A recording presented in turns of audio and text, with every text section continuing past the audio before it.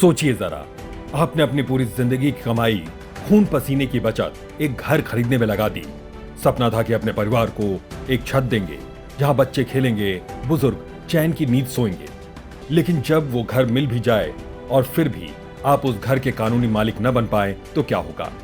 यही दर्द झेल रहे हैं उत्तर प्रदेश के नोएडा की मशहूर सोसाइटी महागुन मंत्रा 2 के सैकड़ों निवासी। पैसे पूरे, पोजीशन पूरा, लेकिन रजिस्ट्री अधूरी। आज प्रॉपर्टी चालीसा में हम आपको दिखाएंगे महागुन मंत्रा 2 का रजिस्ट्री विवाद। महागुन मंत्रा 2 ग्रेटर नोएडा वेस्ट की एक बड़ी सोसाइटी है।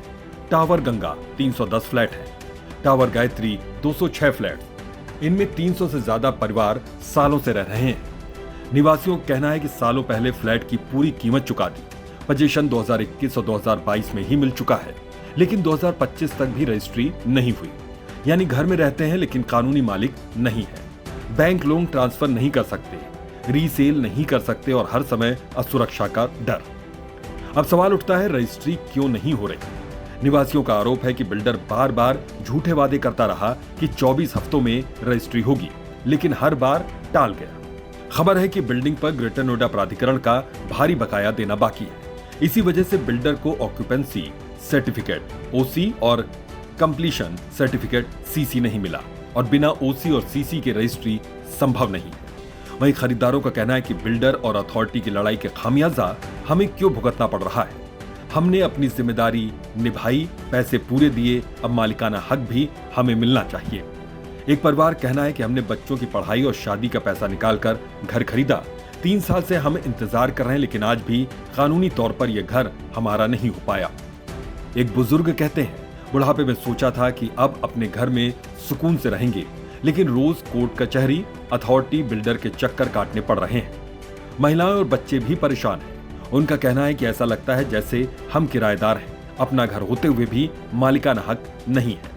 लंबे इंतजार और धोखाधड़ी जैसे हालात से परेशान होकर सैकड़ों लोग बिल्डर के हेड ऑफिस पर पहुंचे, थालियां बजाई, नारे लगाए, थाली बजाओ रजिस्ट्री कराओ, पैसे पूरे, रजिस्ट्री अधूरी जैसे नारे लगाए।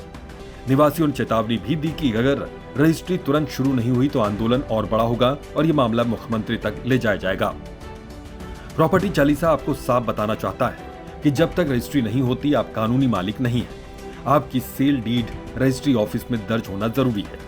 ओसीसीसी न मिलने का मतलब है बिल्डर ने अथॉरिटी के बकाया या निर्माण नियम पूरे नहीं किए। इस स्थिति में खरीदारों के पास विकल्प भी मौजूद है।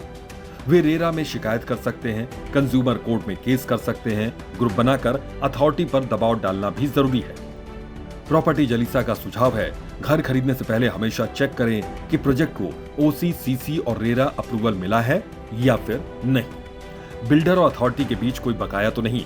अगर आप महागुन मंत्रा 2 जैसे केस में फंसे हैं तो अकेले मत लड़िए, पूरी सोसाइटी मिलकर एकजुट होकर दबाव बनाए।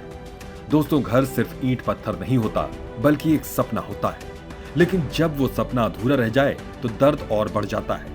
महागुन मंत्रा 2 का संघर्ष सिर्फ एक सोसाइटी की कहानी नहीं है, बल्कि पूरे एनसीआर के हजारों फ्लैट खरीदारों की हकीकत है।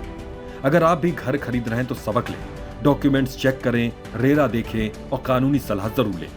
निवेश से जुड़ी एक्सपर्ट सलाह के लिए आप स्क्रीन पर दिए गए नंबर पर फोन कीजिए। प्रॉपर्टी चालीसा आप तक ऐसी ही सच्ची कहानियां लाता रहेगा। तो जुड़े रहिए और इस वीडियो को ज्यादा से ज्यादा शेयर कीजिए ताकि आम खरीदार की आवाज सरकार और सिस्टम तक पहुंच सके।